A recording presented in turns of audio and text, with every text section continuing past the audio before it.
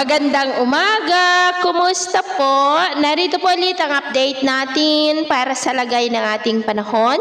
Ngayong umaga po ng June 25, 2026. Sa ngayon po ay nakalayo na ang bagyong Francisco at palabas na rin po yan sa Philippine Area of Responsibility.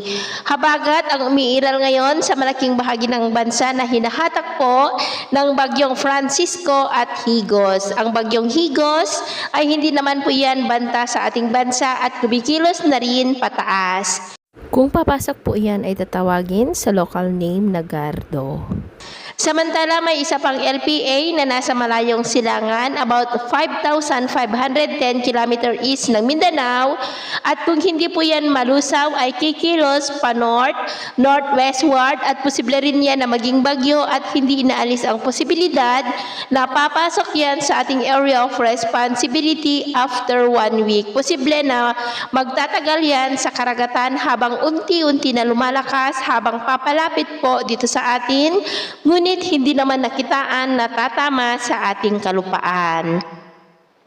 At sa lagay naman po ng ating panahon, ngayong madaling araw ay may mga tsansa ng isolated rain sa may Batanes, Zambales, Ilocos Norte, Bataan, Bulacan, ilang bahagi ng Metro Manila, ilang bahagi ng Occidental Mindoro, coastal areas ng Antique at Palawan. At mamaya ay sisikat po ang araw sa malaking bahagi ng bansa, mainit at maalinsangan ang panahon. Pero may tsansa pa rin ng cloudy skies with isolated rain sa ilang bahagi ng Bataan, Batanes, Antique at Northern Samar. At mamayang hapon, mainit at malinsangan pa rin ang panahon pero may tsansa pa rin ng maulap na kalangitan with isolated rains lalo na sa ilang bahagi ng kanluran ng ating bansa dulot ng habagat. Kaya mag-ingat po tayo sa banta ng mga pagbaha at pagguho ng lupa maging po sa panganib rin na dulot po ng mainit na panahon. At sa atin naman po mga baybayin, dahil pa rin sa bagyo ay maalon pa rin po sa mga baybayin ng Batanes.